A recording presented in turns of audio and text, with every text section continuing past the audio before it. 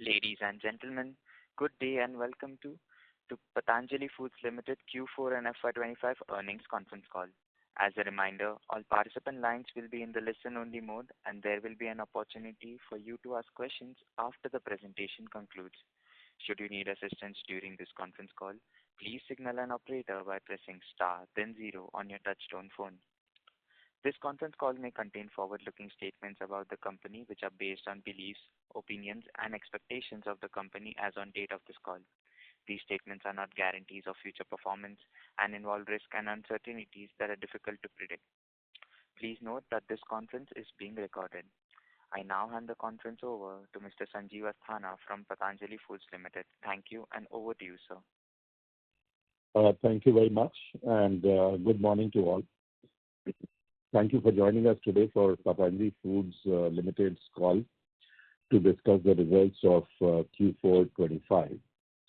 I'm joined by the company's CFO, Mr. Kumar Rajeshi, along with Mr. Priyendu Jha from the Investor Relations team, and our IR strategic partners, Strategic Growth Advisors. We have uploaded the results collateral on the stock exchanges as well as the company's website for your reference. Let me begin by giving a quick snapshot of our performance during the course of this call. We will be referring to standalone financials. For the March quarter, we reported the highest ever quarterly revenue from operations, the gross profits and the gross margins. Our revenue from operations stood at 9,692.21 crores, with 17.8% growth on year-on-year basis.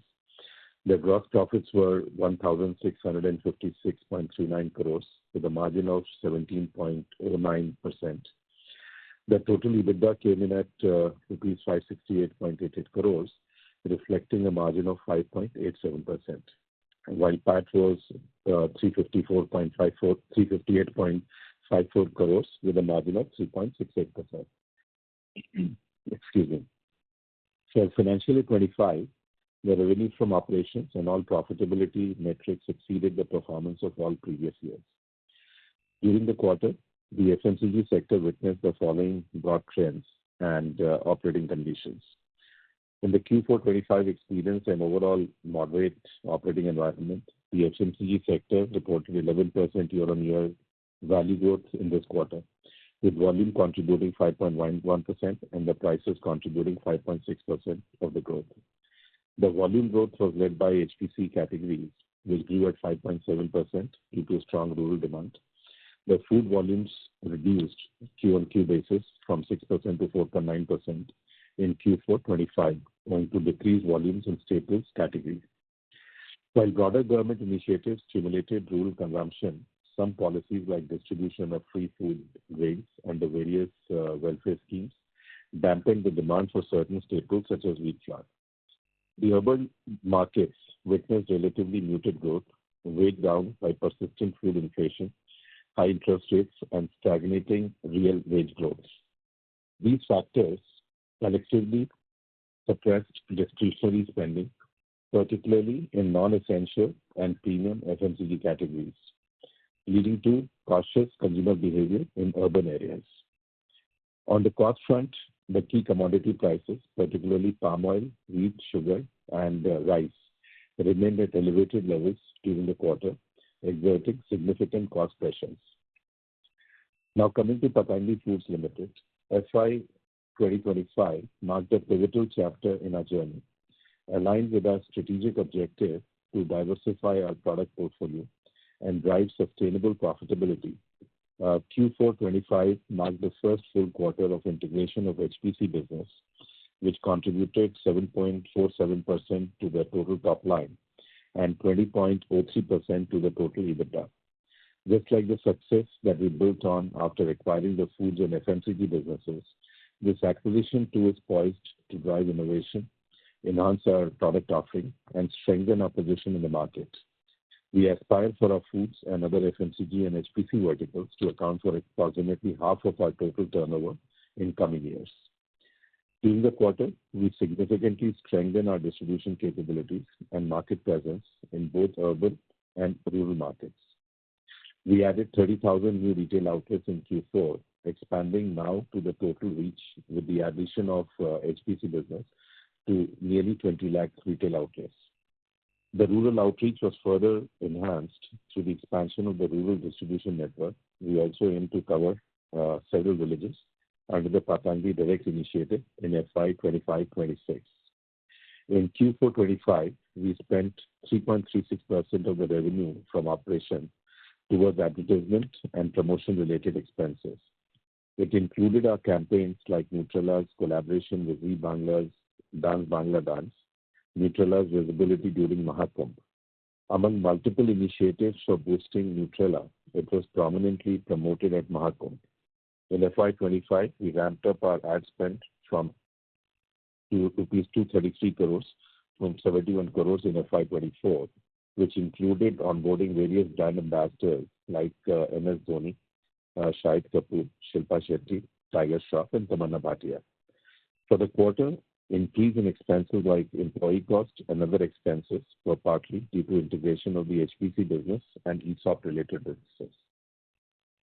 As part of our CSR efforts, we partnered with Robin Hood Army to mark National Protein Day with special campaign in Kolkata and Delhi. The initiative garnered very strong engagement, both on the social media and the regular media channels. Coming to our segmental performance during the quarter, in the food and FMCG segment, the revenue for the food and other FMCG segment was 2,257.22 crores versus 2,704.65 crores in Q4 of 24. Similarly, to the previous few quarters, an elevated cost base has led to the contraction in margins. Biscuits recorded a revenue of 426.25 crores in Q4 25 and rupees 1677.38 crores in FY25. Doodh Biscuit and Nariyal Biscuit continue to be among the best performing biscuit brands for us, with annual sales of Doodh Biscuit crossing 1,000 crores for the second consecutive year. An increase in the cost of raw materials such as palm oil, sugar, and milk does affect the margins.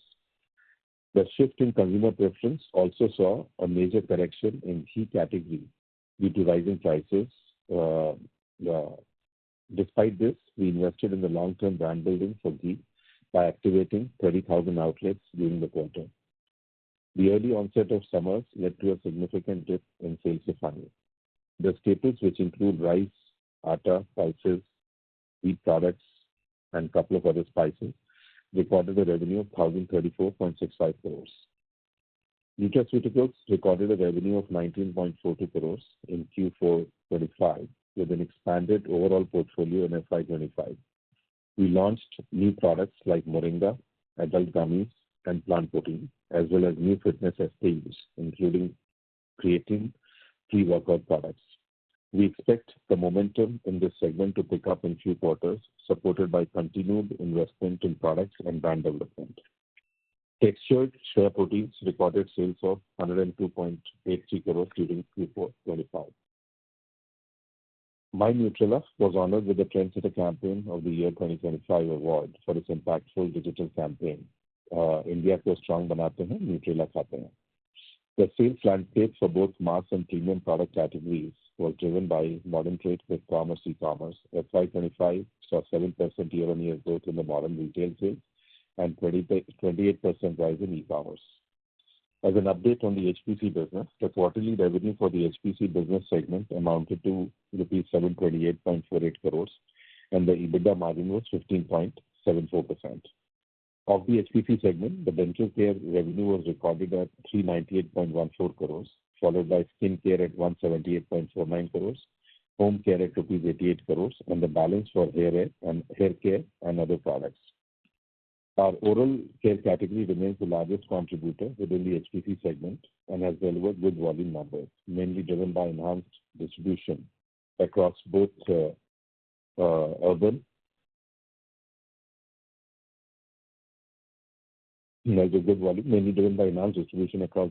and rural markets.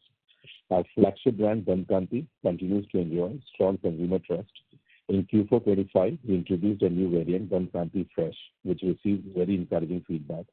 The toothbrush segment itself has maintained its steady growth trajectory, supported by new product launches with a clear ambition to double the business over the next 3 years.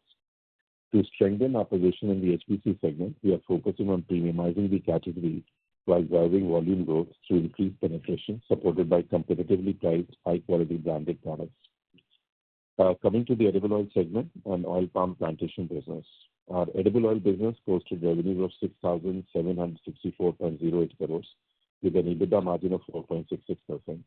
Within this, the palm plantation segment generated revenue of rupees 229.32 crores with EBITDA margin of 5.27%. The branded edible oil contributed to more than 75% of the total edible oil sales. While palm oil prices remained elevated throughout the quarter, the pricing environment for other key edible oils, namely soybean, sunflower, and mustard, was relatively favorable. The divergence in pricing trends helped balance overall input costs for blended oil products and provided some cushion to margins. During Q4-25, we saw upward and downward movements in cash markets for edible oils, which created favorable opportunities for both purchase and sales. There was no divergence between palm oil physical prices and the CPO futures. In soya oil, we observed an 8% divergence, mainly due to rise in futures prices, while the basis prices declined. Price volatility is an inherent part of the industry. Our deep market experience enables us to navigate it effectively. We employ a prudent risk management approach. We consciously reduced our hedge ratio to under 2% during the quarter, given the market volatility. We also optimized our physical purchases to manage procurement costs more effectively. Our hedge strategy allowed us to navigate price fluctuations smoothly and protect our margins. As of March 25, our total cultivated land stood at 89,546 hectares, with 44.81% of our plantation falling within the prime age bracket of 7 to 25 years, known for their high yield potential. As part of our ongoing commitment to advancing India's edible oil self-reliance, farmer prosperity, we recently signed an MOU with the Government of Manipur under National Mission on Edible Oils Oil Palm. We are set to cultivate 2,700 hectares of oil palm plantations. The cultivation has begun from April 25. We also set up 2 new nurseries, 2 in Assam, 3 in Arunachal Pradesh, and 1 in Andhra Pradesh. Additionally, we continue to hold farmer awareness seminars for the best practices on oil palm cultivation and pest management, helping improve the overall farming process. The company is aggressively expanding its palm plantation portfolio and is working towards expanding its palm mill expertise. We reiterate our plan to take area under plantation to 500,000 hectares over the next 5 years, which will cover about 60% of our requirement. Now, I would like to summarize overall financial performance in FY25. The total income stood at rupees 34,289.40 crores. The total EBITDA of rupees 2,079.06 crores with year-on-year growth of 36.89%. PAT grew by 70.08% to reach 1,301.34 crores. We are optimistic about the demand revival in the food, FMCG, and HPC categories in both rural and the urban India. The falling cost basket food inflation, along with lower taxes and other supportive government policies, is likely to aid a recovery in mass market urban demand. This impact should be visible from the second half of the fiscal year. Also, the stable prices of palm oil will prove to be a boon for us. Both summer and the wedding season are expected to boost the demand, and it is likely to gain market share from soybean and sunflower oils.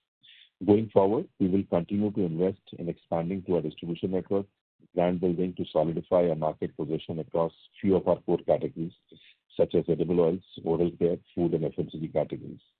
With this, I conclude our presentation and open the floor for Q&A session. Thank you. Thank you very much. We will now begin the question and answer session. Anyone who wishes to ask a question may press star and 1 on their touch-tone phone. If you wish to remove yourself from the question queue, you may press star and 2. Participants are requested to use handsets while asking a question. Ladies and gentlemen, we'll wait for a moment while the question queue assembles.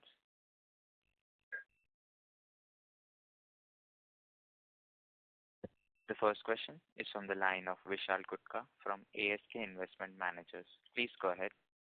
Yeah. Hi team, congrats on a good set of numbers. Sir, two questions from my side. I just wanted to understand your views on HPC, home and personal care business, approximately 730 crore revenue. So what are your ambitions from a 2 year or 3 years perspective? Can we expect 1,000 crore quarterly run rate from this kind of business when I look from a lens of 2 to 3 year kind of time frame? And second question is on the food and FMCG business, where the revenues have declined in F25. What is the strategy as a whole? What are we trying to do to revive the growth momentum in coming years? On the HPC business, we have already committed ourselves, and we've repeatedly stated at the time of acquisition also, and subsequently as well, that we will maintain a minimum growth rate target of 15% year-on-year growth. Now, certain categories within that we find quite attractive, especially and there's a lot of focus that we have towards premium sort of launch of the skincare products. We are beefing up our portfolio on the home care side. So our conviction on the 15% year-on-year growth is fairly strong. And the margin expansion that we had sort of planned, it will take maybe 4 quarters to 5 quarters before we achieve that 200 basis point margin expansion as well, on account of the efficiencies and the distribution network expansion. So we're reasonably confident of achieving this, and the target is that we should be at double of where we currently are at this rate in about 4.5 years' time. And this will continue to grow because we find both the market is expanding, the space for premium product launches is looking very good, and likewise the consumer traction with our offering on the newer launches that we've done in last 18 months. Part of that was erstwhile in the erstwhile parent company, is we will accelerate the process. We will have new products, new branding. We will continue to sort of invest with the new brand ambassadors. And so there's a strong conviction that we should be able to achieve these growth numbers.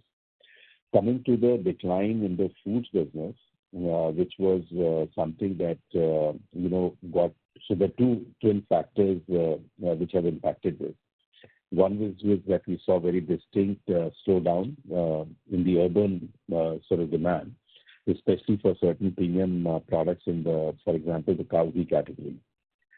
Similarly, in the some bit of seasonal impact that we saw in the Chyawanprash business. Likewise, in certain other ethnic food categories like the medicated juices, etc., with the decline overall of the health risk perception that the consumers have had. So now the work is clearly afoot. We expect 3 things to drive this growth now. One is the urban demand we're expecting with the announcement on the income tax relief and others that came in the last budget. That should start spurring the consumer demand.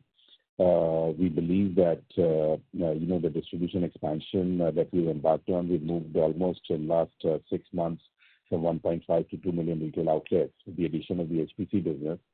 So a lot of strategies are being worked on. So with reasonable confidence is there that by the ethnic foods category, which saw a distinct decline, we should not only be able to arrest it, but we continue to grow between 8 to 10% growth that we have set for ourselves.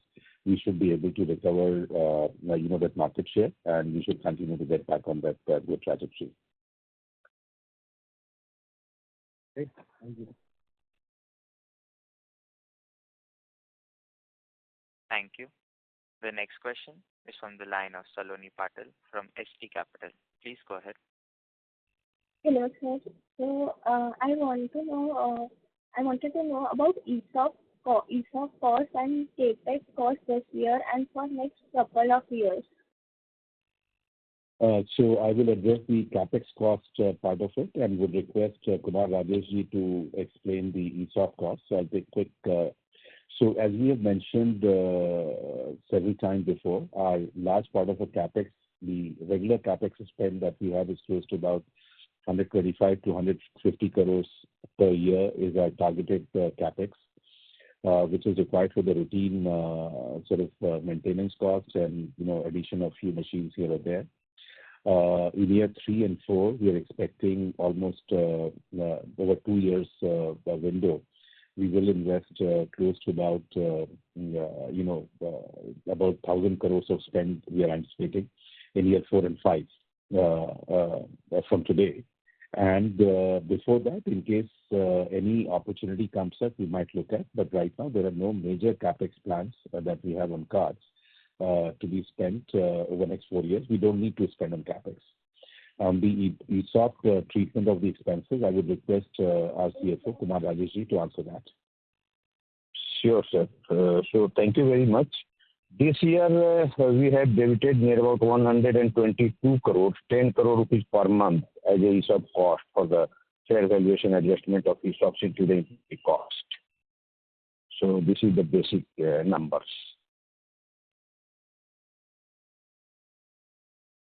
Okay. Yeah.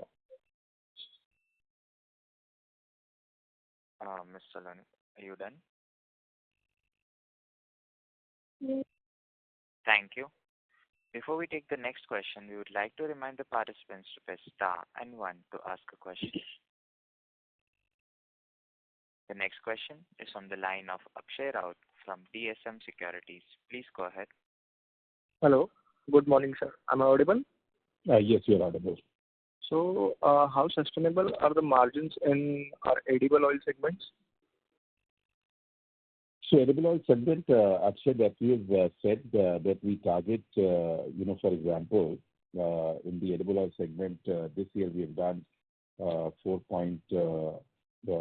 overall of 4.64%. And we have stated that the range of margins is 2 to 4%. We are very confident that, and this is almost the 5th quarter in the run, that we've been sustaining the margin. So we are pretty much, so the effort that we're doing towards the branded oil segment, the work that is happening on managing our supply chain more effectively, the distribution network expansion that we've done, the spend on the ad and marketing that has happened over the years. So we are reasonably confident of maintaining our margin and hopefully on the higher end of the chain. And this should not alter at all. For example, you would notice, barring exceptional, in the year and a half before, that 4 running quarters when the markets were in great turmoil, edible oil markets are stabilized. We don't anticipate any significant movement either way. So the consistency of the profit that we speak about, the quality of margin that we speak about, and the predictability of margin, I think we should be able to meet all the objectives that we set for ourselves. Okay. That's it from my side. Thank you, sir, and all the best. Thank you. Thank you. The next question comes from the line of Yogi Modi from VT Capital. Please go ahead. Yeah, good morning, sir. Thank you for this opportunity. Sir, I just had one question. Sir, the demand scenario still remains lukewarm despite of falling inflation. How are we looking at the demand from both rural and urban areas as we speak, and also for the couple of next quarters? So you're right. So the demand profile, the overall environment was fairly muted. Earlier it was led, definitely by higher prices and stress, the cautious, the consumer spend that we clearly witnessed in the urban areas. So there are 2 expectations which are driving our conviction that we should see certainly pick up in the demand sort of momentum. One is clearly we see on the side of the income tax relief that has been given to the middle classes this year, that should be spurring a growth in the urban consumption. Second is the softening of the inflation, food inflation, especially to last quarter to 3.6%, should be helpful. Staples continue to be a challenge, the consumer staples overall, as we see that, on the side of the, whether it's price on the wheat flour, whether we see price on the, partially still on the edible oils, if you see, the prices in case of certain pulses, etc. So there will be some stress on the staple side, but overall the consumer demand side looks healthy. And which will aid in the recovery of the growth target, that we had planned for ourselves overall. And I believe that overall sentiment looks certainly more positive than perhaps what it was in the last quarter. Okay, sir. So that answers my question. Thank you, sir. Thank you. Thank you. The next question comes from the line of Kunal Shah from Jefferies India. Please go ahead. Hello. Good morning. Am I audible? Can you speak a little louder, Kunal? Hi, is it better? Much better now. Yeah. Yeah. So my first question is on the oil business. So can you share the volume numbers for the quarter and how has that been? So basically, on the volume front, what we've had, last year we had done a number of 24.99 lakhs. This year the volumes have declined by 5%. This was primarily due to the larger part of the palm oil, overall decline in palm oil, because for large part of the year the palm oil prices started to trade at a much larger premium to the soya and sunflower oil prices. And palm is the largest segment that we have, because of which we saw this decline. So, for example, in last quarter versus this quarter, if I were to look at, we had in the palm oil segment, we had 2.6 lakh tons. This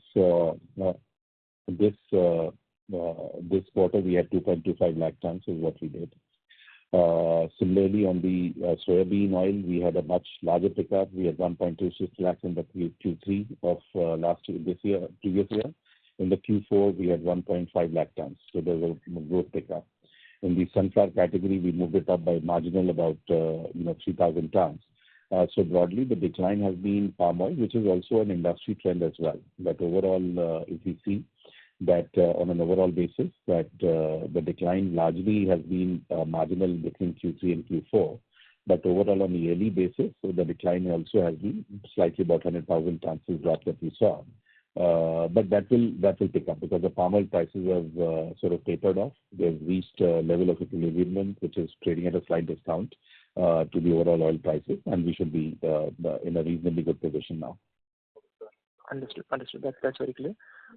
Second bit is on the plantations business. And Kunal, I just wanted to say one more thing, that and palm oil also is the least generator of the profitability for us. So to that extent, what we are much more focused always is on the premium oils like soya and sun. And palm is a big driver volume growth for us. But in terms of profitability, a marginal dip. So that I repeatedly have said that it is not the absolute margin per se, but the quality of margin. So we are much more focused on soya and sun and mustard because they're the premium oil categories. So palm marginal decline, in a quarter or 2 quarters really doesn't impact our overall profitability profile. Understood. That's very clear. Second bit is on the plantations business. So if you look at the acreage, that's gone up by around 15,000 hectares this year. When you put out this target of 500,000 hectares in the next 5 years, would that be front-ended in the next few years, or would that be let's say a bit back-ended? No. So basically help us model out our numbers. Sure. So there's a lag, as we explained, that palm plantation has a typically 15 to 18 month cycle on the seedlings matured enough for small plants to be planted. And so there's always a lag, but the momentum is going to pick up. So for example, this year the target is that we should do 40,000 hectares. Next year the pickup will be 125,000 hectares, and thereafter it will continue on that same momentum trajectory. And so now the pickup at a scale and level is going to be significantly higher. And in line with that, we're consistently ensuring that 3 steps. That the number of nurseries has gone up substantially in this period. The seedlings that we have are the imports that we've done. They are in a growth mode and they're all ready to be planted now. The pickup earlier, what we used to have 5,000 and 6,000 hectares a year, I'm talking of 3 years back, has now started gone to almost last 15,000 hectares, this year 40, next year 125,000 hectares. So we are reasonably confident of achieving our target in 5 years of 500,000 hectares. And progressively, that also as they come into the maturity phase of the fruiting, we also expect the margin profile to start picking up for the overall business itself. Understood. That's very clear. On that note, possible to share the margin profile for plantations this year? Yes, of course. Yes, of course. So this year we had, for example, in Q4 we had EBITDA was 12 crores. But overall, for the years, for this year in FY25, our revenue from palm plantation business was 1,263 crores. The EBITDA was 203 crores, which is 16%. And this is in comparison to 951 crores FY24 and 156 crores EBITDA. Understood. As we maintain that it's always generally a pretty consistent annuity business for us. And in general, we are able to maintain that the margin construct. And so we're pretty confident of this being in the ballpark range of 16 to 18% on a consistent basis. Understood. That's clear. My second question was on the HPC business. So good numbers there, both on top line and margins. We hear from a lot of peers that there's a lot of competition in oral care, at least in the last few months, which is also your largest category. Can you share what's helped your numbers and what are the trends that you see in this category in the market and from your perspective? So overall, two trends are driving this. So it's a hyper-competitive category. There's no question about it. So one is the core consumer base that we have in Dantkanti that not only remains intact, that continues to establish itself at a growth in a growth mode. We typically have seen 6 to 7% growth in that space that we have achieved in the first quarter this year, in the Q4 of 25. Now the target going forward is what we believe is that the new range, Dantkanti Fresh, the extra push that we are making in the oral care category, the new variants that we're launching, market is also getting very deeply segmented now. And, the different categorization as we are doing in the urban areas, we're looking at different sort of age groups, different deeper segmentation, and that is what is going to be the strategy of the company. So the target is that if we can continue to grow higher than the market at somewhere around 10% as a ballpark number for dental care, continue to drive innovation with the new product launches, there is a confidence that we should be able to achieve 10% growth rate in the dental care category. And probably that is a plan. Similarly, on the business of the opportunity is much larger that we see in the skincare and home care. And there are multiple different products that we are continuing to sort of bring to the market. There's a lot of strategy towards pushing it through the e-commerce and quick commerce route now. The modern trade as a distribution channel is emerging. So we are reasonably confident of 15% growth rate, what we've set for ourselves this year. We should be able to achieve it comfortably, but with a lot of effort which has to go into in terms of distribution expansion and the product innovation. Understood. And on the margin side, this guidance which you have given for the next few quarters, like 4-5 quarters, 200 bps gain from synergies and distribution improving. So this basically means that the 17% margin that this business was as acquisition minus 3% royalty, which takes you to 14. So you're looking back to, let's say, 16-17% margin in the medium term. That would be a fair way to look at it, right? Yes.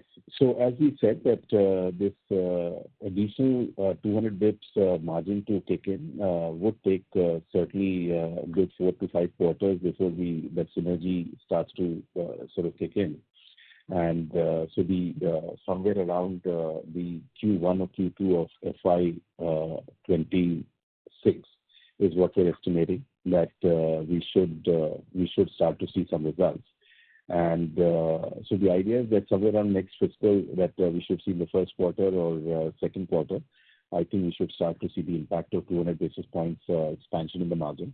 So we should head back towards somewhere around 16 to 17%, the margin construct in the business, and that looks reasonably achievable. Understood. Finally, I have a couple of bookkeeping questions. So this ESOP cost Sorry to interrupt, sir, but I may request you to rejoin the question queue for follow-up questions. Sure, I'll do that. Thank you. The next question comes from the line of Disha Giriya from Ashika Institutional Equities. Please go ahead. Hi, sir. Good morning. I just have one bookkeeping question. There seems to be some restatements within your revenue figures and your other income. So if you could just let us know what the reason for behind it? Yes. Mr. Kumar Rajesh will answer that question. Yeah. Thank you. So basically, we were incorporating the seedling income from palm plantation and some export subsidy into the other income earlier. So this year we have changed the methodology, and this year near about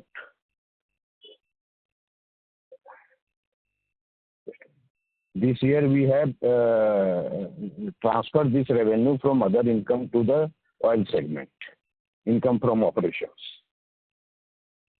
All right. And okay. that, so this year the amount is 47.50 CR, which have been transferred from other income to income from operation. And last year it was near about 20 CR. All right. Okay. Yeah, that's it from mine. Yeah. Thank you. The next question comes from the line of Abhishek Mathur from Systematic Shares and Stocks. Please go ahead.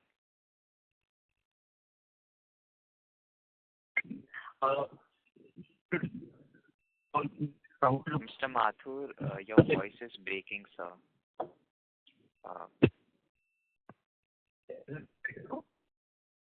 No, sir, it's still breaking. May I request you to rejoin the conference? I will. Thank you. The next question comes from the line of Ajay Thakur from Anand Rathi Securities. Please go ahead. Hi, sir. Thanks for taking my question. So, wanted to get some understanding on the edible oil margins actually. So you had kind of highlighted the bulk of the margins actually, or quite a bit of a part of the margins actually is coming from the sunflower or the non-palm oil kind of oil businesses. So wanted to get a sense what would be the average contribution generally if you were to look at the EBITDA margin constitute, what would be the average constitution of the palm oil, or what would be the contribution of edible oil to that segment overall?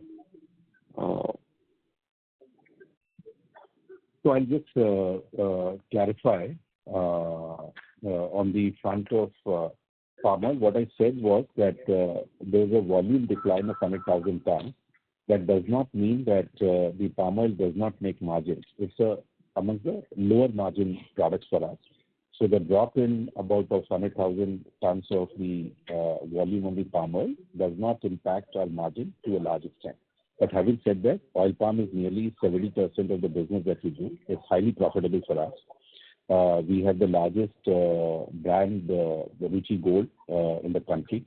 It is one of the most recognized brands, which consistently earns a premium of more than 1,200 rupees a ton. We make a very solid margin on our oil palm plantation business, and we do a very good job on the supply chain side. So really so my comment was in that light, that drop of, but what we do a lot more margin is in our branded business, for example, on the soya and sunflower side, our margin profile typically is about 2,500 rupees to 3,500 rupees a ton, which gives us a lot more leg up to that extent. So if there's a significant drop in that, that also hurts us. But in absolute terms, palm continues to be one of our mainstays of the margin profile that we do in the business. Understand. So what I was trying to understand is that if palm is kind of constituting 70% of the edible oil business, will the contribution in terms of EBITDA would also be the similar quantum on an average basis, like 70-odd%, or would it be like more like around 50-odd% to the edible oil margin? Yeah, so that typically is no reflection at all. So what happens is that since the movement between the interplay of the each of these oils is reasonably dynamic. So it typically would not be reflective of 70% as a, it would not be, percentages would not be matching at all. It would typically be at a variation. But I would say that 50% of the income that we derive would definitely in all years would be from palm oil category for us.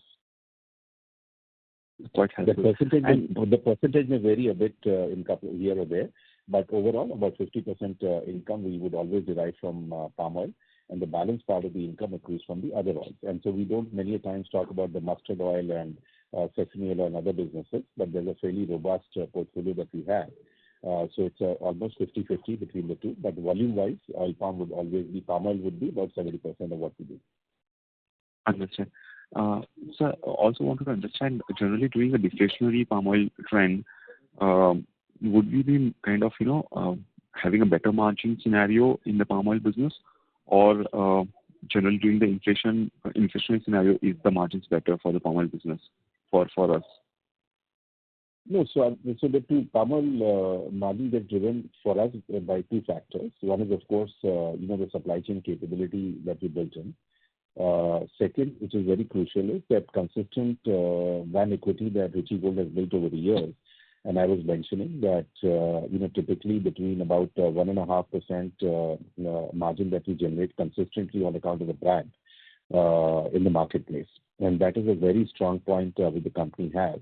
And if we add the supply chain efficiency, the purchase efficiency that we bring in, and add close to 1.5 or 2% to that, then the palm oil is a very big, solid part of our portfolio, which is driving this growth. So it's a combination of the brand marketing as well as the supply chain efficiency, which is driving this growth.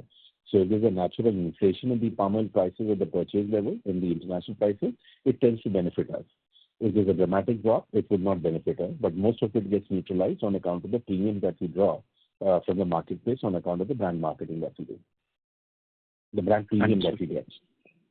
Understood. So also wanted to understand a bit more on our oral care market share. How has the trend been shaping in terms of the oral care share for the last quarter and for the year FY25? If some light on that front could help. Sure. So oral care, this was the first full quarter, of course, that we saw. But knowing the background on the oral care, I was just answering actually earlier also on the same part.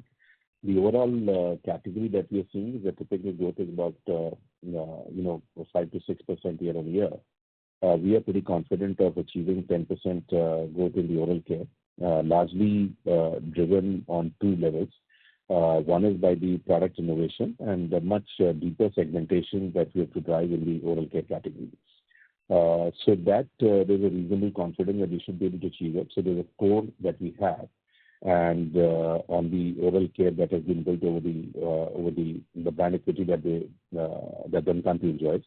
I think now riding on top of that in terms of bringing in new customers who can start to relate to Dankanti, the new variants, getting a completely entire segment of population which would like to try different variation of Dankanti. I think that is where the big effort of the company is making.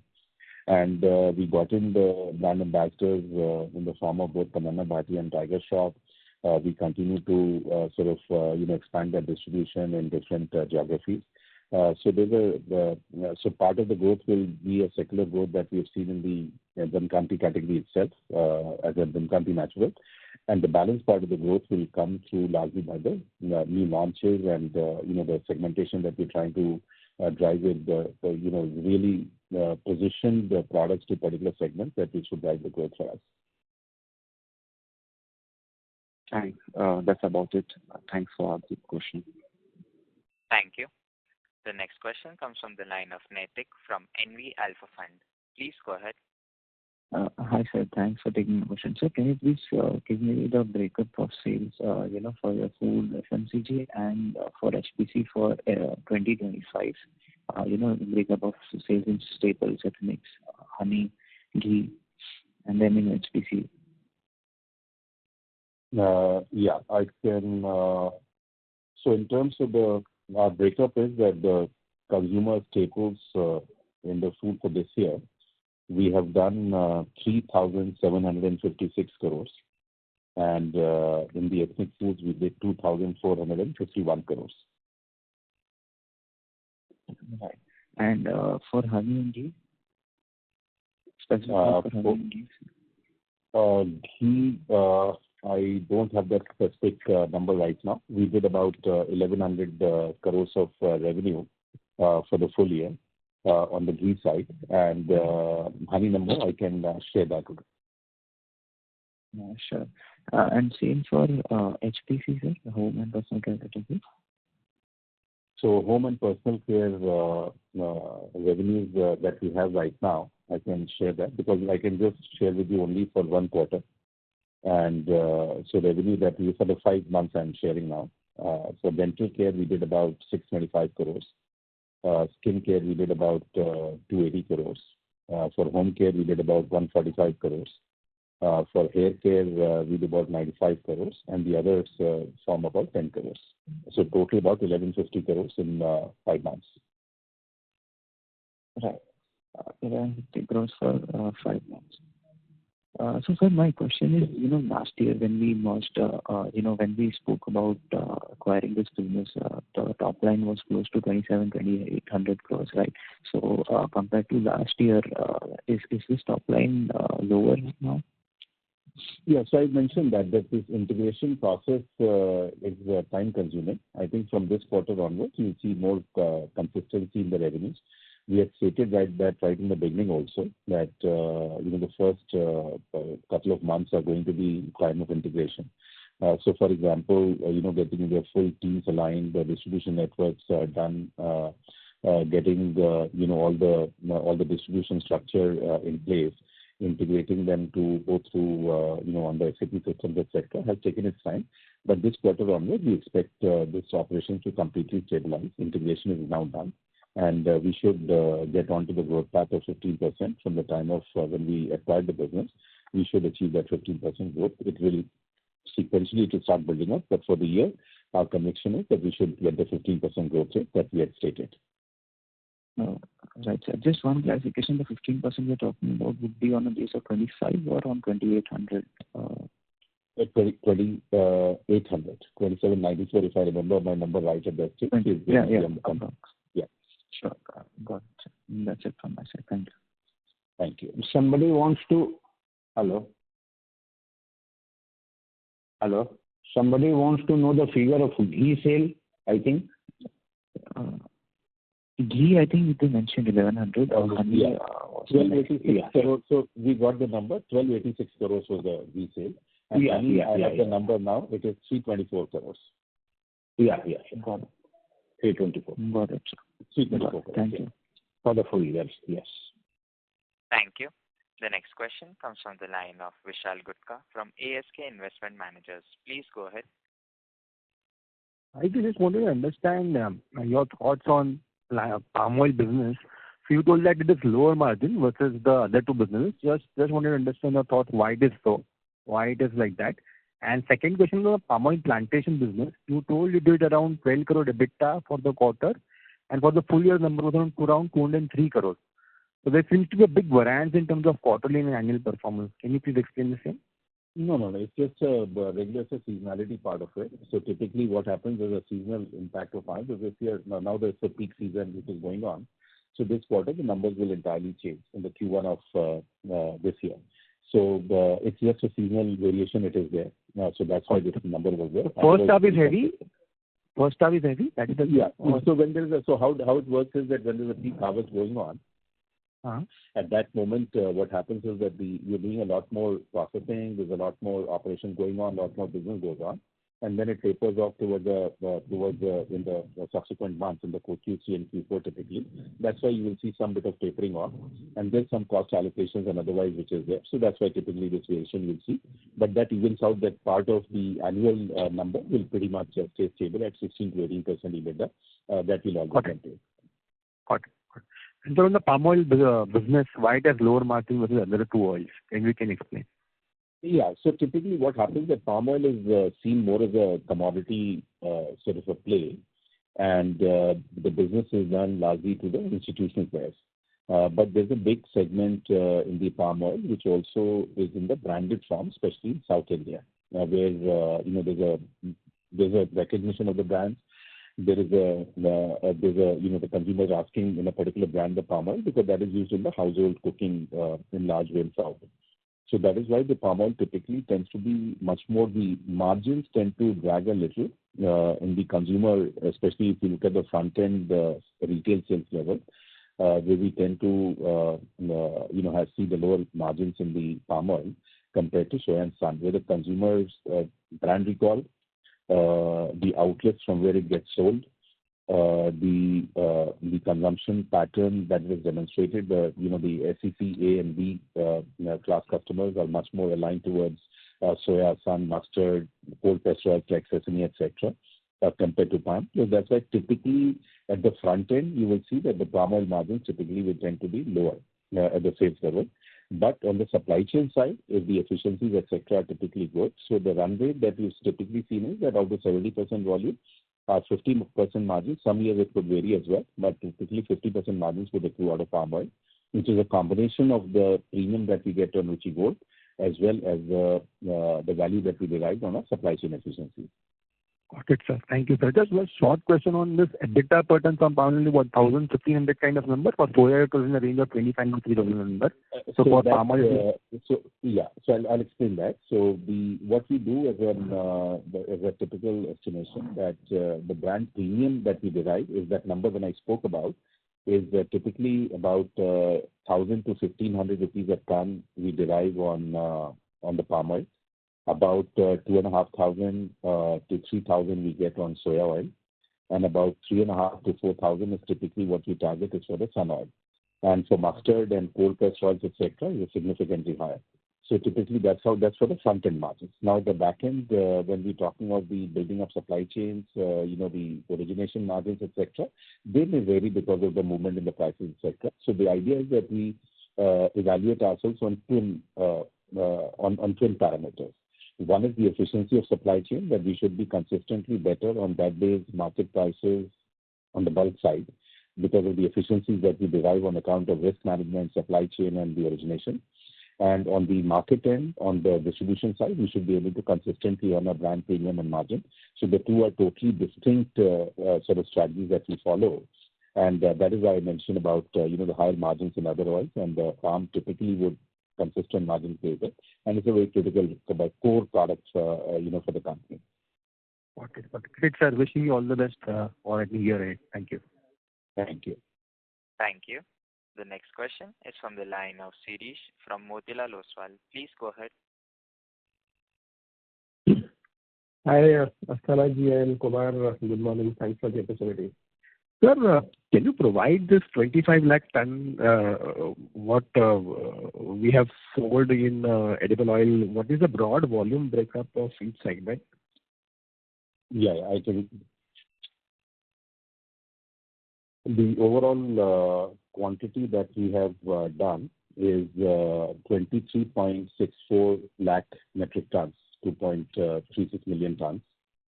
Out of this, 10.5 lakh tons is palm oil, 5.4 lakh tons is soybean oil, 60,000 tons is mustard oil, 1.4 lakh tons is sunflower oil, and the balance would be the other oils. Okay. And on the front end, broad breakup of brand side, Mahakosh and other segment, if you have already. As I told you, 75% of the volume that I've told you gets sold pretty much across the category. So sunflower, for example, 100% would be branded. There's no bulk sale.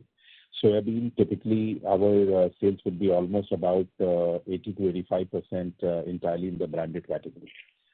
Palm oil, as I mentioned, will be close to about 70% typically would be in the branded form. And the balance would be in the form of the bulk institutional sales and otherwise that we do. And rest of the oils like mustard and others are 100% branded form. So, because it's just understanding, what would be the total sale for FY25 for Mahakosh? Because I think you've seen a lot of ad spends and a lot of activities around that brand. So for soybean oil, Mahakosh, as I mentioned, close to about 75% would be the branded. So it would be about 4 lakh tons plus is what we would have done in the branded form. Okay, wonderful. My second question on OPP, 45% is the number which you have shared in terms of 7 to 25 years aging. So I was just more curious if this revenue is going to be a positive momentum in terms of margin and growth. what is the number which you are expecting in terms of maybe in terms of volume, value, contribution for FY26? Sorry, I didn't get your question right. So in the presentation, you said that 45% of our oil palm plantation is in the range in the age of 7 to 25 years. Yes. Yeah. So I was just expecting what kind of output we can expect from this in FY26. Maybe if volume or value, whatever you can share. Yeah. So in the palm oil plantation business, I mentioned that we did a revenue this year of 1,263 crores, which itself, was a growth over 951 crores that we'd done the previous year. Part of that came through the volume growth, and the balance came from the price inflation that we saw. So each year we are expecting that this revenue to grow close to about 10% year on year as the more plantations come in, and the momentum will pick up from in fiscal 26-27 when we expect roughly the pickup in the plantation that the drive that we took 2 years back. Some of that should start coming on stream. In 27-28 onwards, we should see minimum 25% growth year on year on the oil palm plantation side. That's really helpful. Last question on the distribution front. You mentioned about 2 million is the coverage which we have. So when you look at this 2 million, is the total or it is direct distribution? It is a direct distribution, and our estimation is that to more than 100% of this, 1:1 or maybe even 1.25 times of this should be indirect distribution. So all the sort of work. So currently, our products are available at more than 4 million retail outlets, 2 million directly, which is tracked by the company, and that with the HPC business and the expansion that we have seen should continue to see a substantial uptake. Okay. Now, the reason why I'm asking because there is a variation which we have seen in terms of staples, foods, and versus personal care and HPC business, which is grown 15%.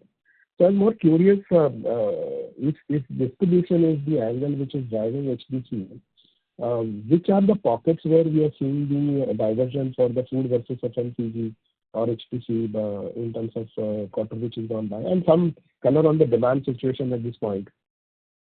So two sides, which is, for example, that in terms of reach on the food side, we typically see the strength profiling, and in terms of where the brand equity is the highest, where the distribution reach is way better. That our markets are northern part of the country, the central part of the country, Western India, are the leaders in terms of where we currently stand. We do well. In South, we are expanding our distribution reach to better levels. There are certain product categories which typically tend to be less appealing in South, but that we are correcting the course, as I mentioned about the segmentation and distribution that we are working towards. And similarly, in East and Northeast, we need to do some more work. So broadly, the idea is that progressively we should take our direct distribution reach to 4 million. And so growth will come from two areas, as we've repeatedly mentioned. One is that expanding our distribution. Obviously, there's a lot of room for growth that we have. And second is, the markets are tending to divide themselves in a very, much sharper focus in terms of which segment is consuming what product categories. So that work is going on quite seriously. That we want to drive, much more customized, much more oriented, focused, product launches. To achieve this growth of 15% that we set for ourselves in the HPC. And in terms of demand, any regional variation? I may request you to rejoin the question. No, I'm done. I asked the question. I'm just expecting the answer. Yeah. So just a quick one. Yeah. So on the demand side, what we see, there is a regional variation clearly, and that's very significant actually. So both in terms of so for example, in the oral care. So the natural toothpaste category, while very popular, we see that North, Central, and West is much more larger. And similarly, what we see in South is that it's lesser. So there we are launching different kinds of products. And likewise, in the HPC home care, we find that consumers are very different sort of choices when it comes to deciding as to what kind of products they're consuming and what brand. So that is being addressed, and we realize that one of the core things about complexity of India is very much that addressing the markets, specifically will make a big difference.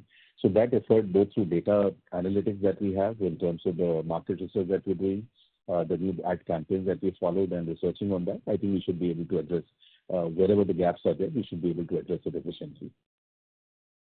Thank you and all the best. Thank you. Thank you.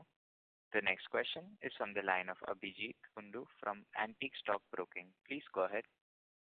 Hi, sir. Congrats on the set of numbers. Right. Going ahead, I was just looking at the construct of margins. So, say in edible oil, when I look between edible oil to food products, I mean, would it be right to say that food products margins got impacted because edible oil margins were higher because there was inflation in edible oil, which helped edible oil margins, and on the other side, food margins got impacted. And so, would there be a will there be a interplay, and how do we see it? Because going up, your food margins on a annual basis has actually halved. So, I mean, gone not halved, but gone down by about close to 489 bps.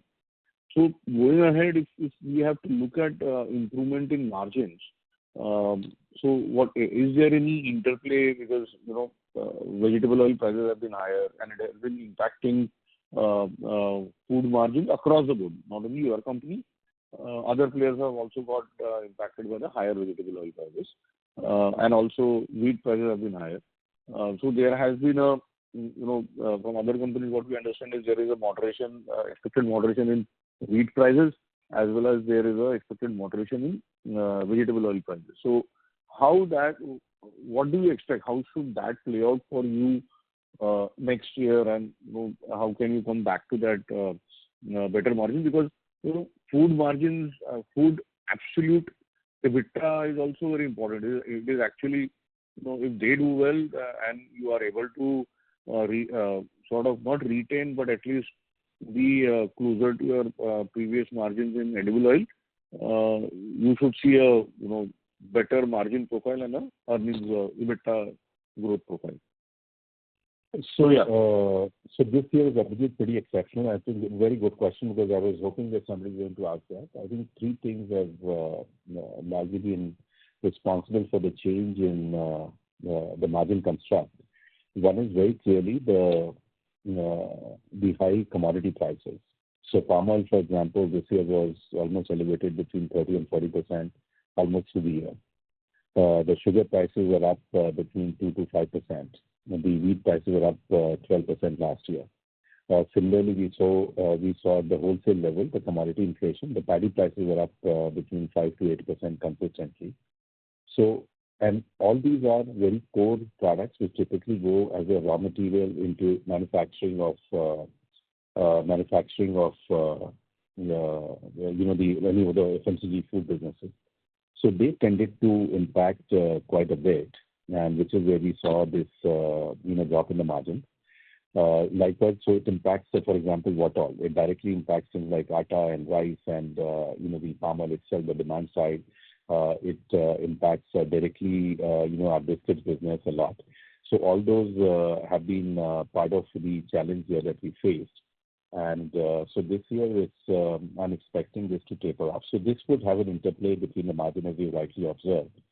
And I believe that we should be mindful of this factor, which typically tends to have some play. And my only suggestion would be that, and the guidance that we have internally within the company, I'm seeing that the food sort of fast commodity prices, the government is working extra hard to ensure that the prices are kept stable. International prices, we have very little control over. So government has a duty sort of, at its control to control that. So broadly, but this interplay will remain. Now coming to the point of, that where it is going to less likely impact and how we should be addressing this, the price inflation, which has an impact on the margin. I think this is something which the company is very seized of. So we are tightening, the areas where we need to control these prices. But this impact, we cannot deny that many of the food product companies will typically tend to face this problem on the food inflation side is suddenly we see a big spike on the commodity prices. So it does have an impact both on the sales as well as on the margin. Okay. So essentially we have to just look at the blended margin between oils and food products, sort of, Because but I would say don't look at oil. I would say just one correction that don't look at oil alone. It's a basket of commodity prices which has an impact overall on the food portfolio. So biscuits, for example, depends on sugar and fat, which is palm oil and wheat prices. And likewise, most of the products which are directly for wheat flour, example, are directly linked to the wheat prices. And typically, the ability to pass on the commodity inflation onto the consumers in all cases is not there. So margins get squeezed in that. So it impacts both the demand as well as so either consumer tends to move to a lower band or cheaper prices, or they tend to sacrifice in the margin to continue focusing on the volumes. So that is the interplay which will always have an impact. But we are pretty confident that going between 8 to 10% margin construct that we've always maintained in the food business overall, we'll do that. This year also we did about 8.35% margin overall in the foods portfolio, FMCG. So we are pretty much in the range of what we projected. But yes, you're right, that it has dropped from 13.18% last year to 8.35%. But this would be more a temporary phase. We are expecting this to be for us to tide over it. Yeah, so structurally, during FY26, looking at the moderation in inflation across input prices, you should benefit on the food product side, and edible oil. The margins may not be as high as for FY25, but it still would not really see a substantial decline. And what is important here is what is the kind of volume growth that you expect in edible oil during in FY26.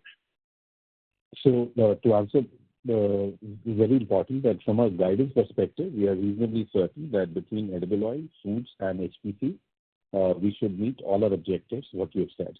So between 2 and 4% margin on the edible oil, more at the higher end of the margin construct. Food margin 8 to 10%, we should pretty much definitely meet. And likewise, for the HPC of 16 to 18% as well, we should see consistent growth that should come in. So there's an overall conviction that we should be able to do that. On edible oil, though, the growth that we see in the volumes is typically between 2 and 3%, and that we are pretty confident of getting it back this year. So palm oil was a very typical year that we saw. That's pretty much the palm oil price have stabilized, so I'm not expecting any slippage on the volume numbers. Understood. Thanks a lot. Thank you. Ladies and gentlemen, we will take that as the last question. I would now like to hand the conference over to Mr. Sanjeev Asthana for closing comments. Which one?